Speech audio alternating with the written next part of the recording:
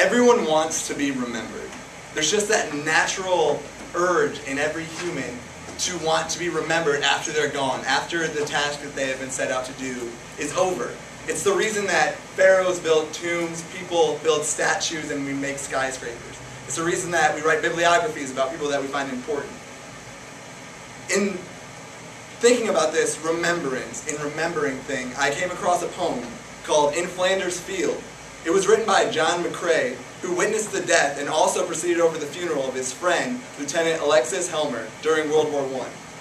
The poem reads, In Flanders fields the poppies blow, between the crosses, row on row, that mark our place, and in the sky, the larks still bravely singing fly. Scarce heard amid the guns below, we are the dead. Some days ago, we lived, felt dawn, saw sunset glow, loved and were loved, and now we lie in Flanders field. Take up your quarrel with the flow, with the foe. To you, from falling hands we throw the torch. Be yours to hold it high. If ye break faith with us who die, we shall not sleep through poppies grow in Flanders field. What this is talking about in World War I, on the battlefield, that people wanted to be remembered. That they didn't want that their sacrifice, the fight that they were fighting, to be in vain, to be forgotten. Now, it's also human nature, as to be remembered, is to forget things. We forget things all the time. Passwords, keys, our ID when we want to get food at the caf. A little bit bigger, sometimes birthdays and anniversaries, which can get us in some big trouble. But often, we forget something even more important. Sometimes we can even forget the will of God on our lives. Today I believe I have an important message that's designed for this group.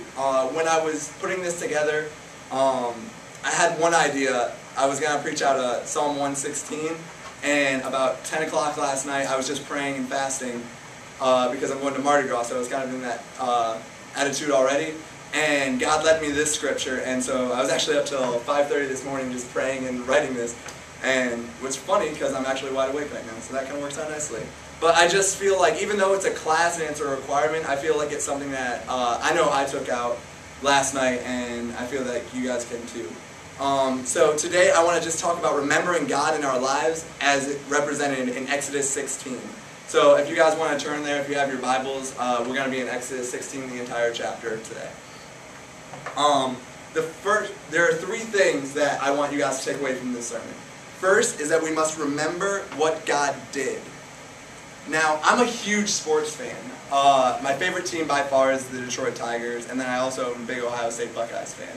And I love the thrill of winning, but what I hate more than anything is losing.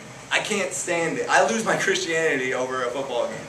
I just cannot stand losing. It drives me nuts. The only time you will ever see me calm while watching a sporting event is if I already know the outcome. If someone TiVo'd it and now we're watching it later and I already know that my team comes out with the victory. Or I'm watching just a cool presentation of that one time when we won the national championship. That's the only time you will ever find me calm while watching a sporting event.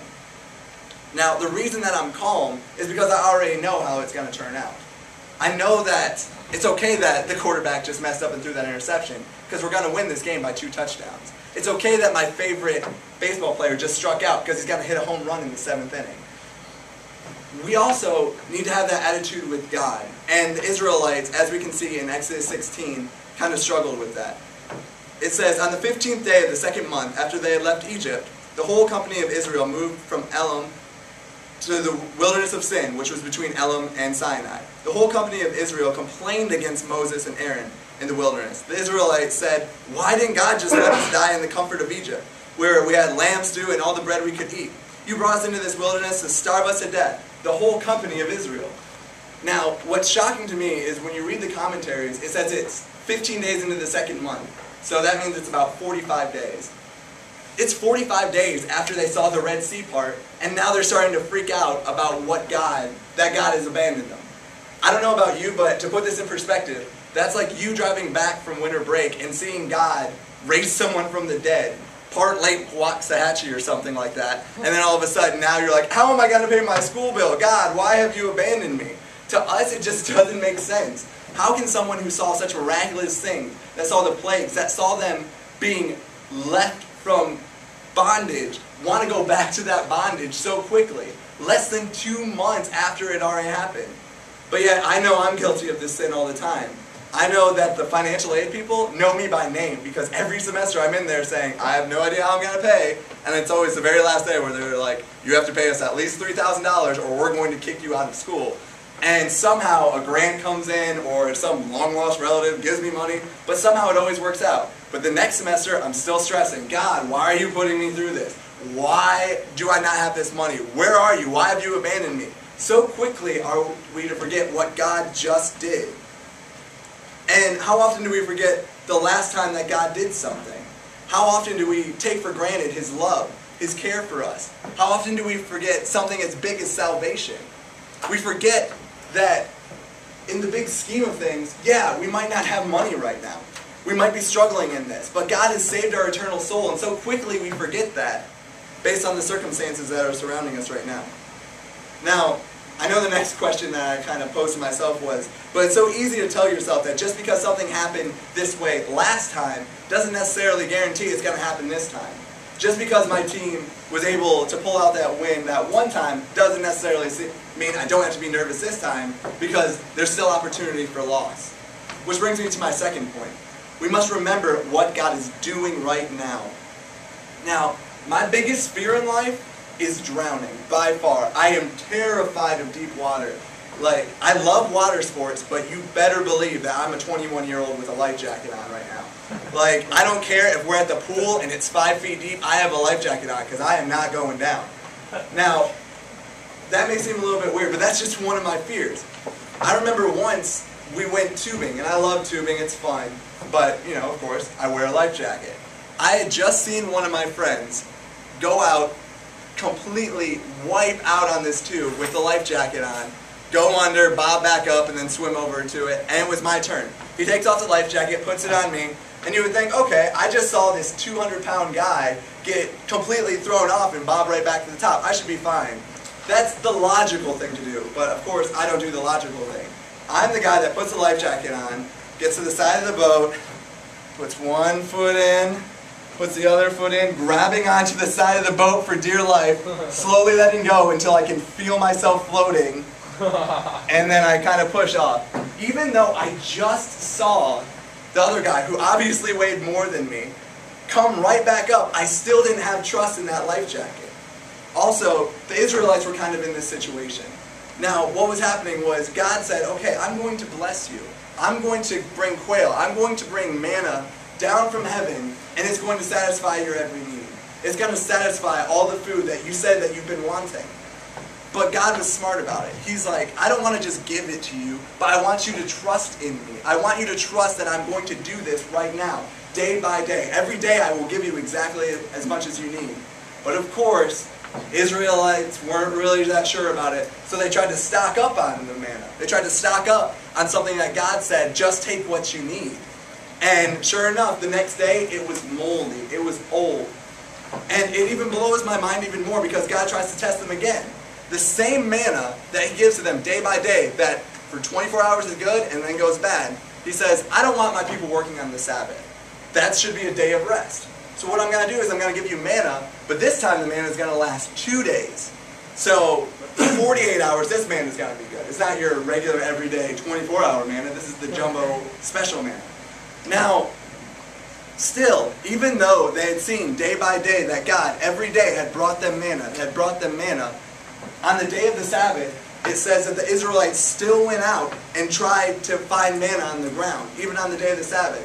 Even though God had already promised them, even though they already had manna that was still good, that God took the same thing that every 24 hours spoiled for that 1 day a week would make it last 2 days. We don't know how, but He would make it happen. God looked out and provided for them in every way, and yet they still second-guessed His blessings. They did not trust God, even though He had performed the miracle. And sometimes I feel like, especially in this Christian culture, in this Bible school culture, that we can kind of get complacent with that too. That it just becomes so normal to be in the presence of God. That, you know, we're used to being saved. We've been saved for years. So we don't really take appreciation for that God has saved our eternal souls. You know, of course people are going to get healed. Like, that's just kind of what happens at SAGU. So we don't really appreciate when someone says a praise report that, you know, my mom had cancer, but now she's completely healed. And then when it comes around for us, we forget that blessing that God just did right in front of us. We forget that God provided for our school bill right there. And so we worry when we can't pay because the cafe's got to be closed for a weekend. We worry about this stuff even though God is performing the miracle right in front of us, and yet we still worry. What we must do is we must celebrate when God does something for us. We must remember what God is doing right now. Don't let miracles just become like everyday sort of things. Don't just let it be, that's just how it goes, and so we forget so quickly what God has for our lives. But only remembering what God is and what God was like is like walking down a dark path with a flashlight pointed behind you. It doesn't help you that much. Which brings me to my third point. We must remember what God is going to do. Now, I ran cross country in high school, and my dad would show up to every meet, which is really an accomplishment because they were always at like 7 o'clock in the morning on a Saturday. Sometimes, I live in Michigan, so sometimes in the fall it gets cold, it gets rainy, but every day, like by the finish line, my dad would be there in his track jacket or whatever, cheering me on. And so when my dad said, I'm going to be there, I would just assume that he was. When my dad said I couldn't make it, I wouldn't take it personally because I knew that my dad had his priorities straight. Sometimes I feel like we forget that God's like that too. We forget that God is faithful to His word. That God said to the Israelites that I'm going to take you to the promised land. I'm going to take you to greater things. Don't look back at Egypt where you were in slavery. Don't look back at that, but look forward to what I have promised you. And we must remember what God said He is going to do. Now, at the end of the chapter, it says that Moses told Aaron, take a jar and fill it with 2 quarts of manna. Place it before God, keeping it safe for future generations.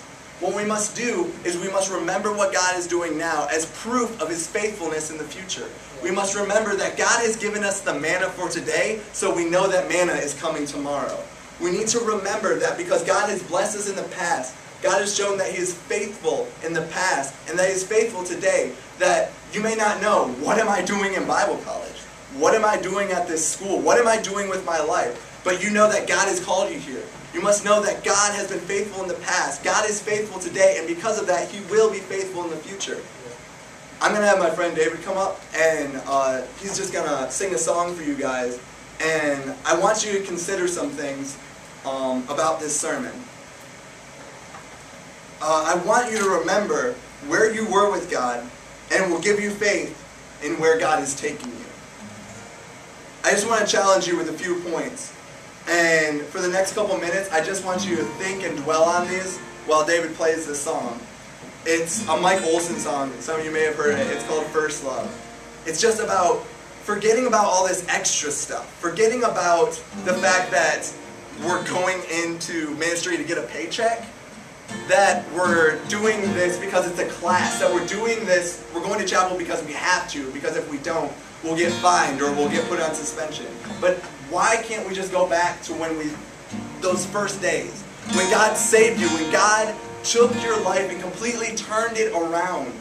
And I know so easily it can become mundane. It can become just the everyday sort of a thing. And especially in Bible college, where it becomes more, the Bible becomes more of a textbook than the living and breathing Word of God. And so guys, I just want to ask you a few questions that I want you to dwell on while he sings this song. Have we begun to take the things of God for granted? Have we begun to forget the manna that He gave us in the past? Have we forgot the miracles He performed in front of our eyes, the things that He has changed for our good?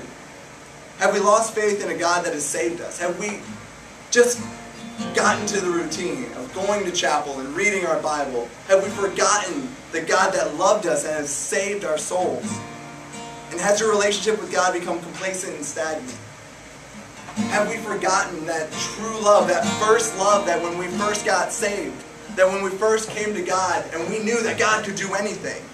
Have we forgotten that when God parted the Red Sea? Have we forgotten when God freed us from our bondage and just gotten into the day-to-day? And so as David sings this song, I just want you to reflect on those points and see what God has to say to you.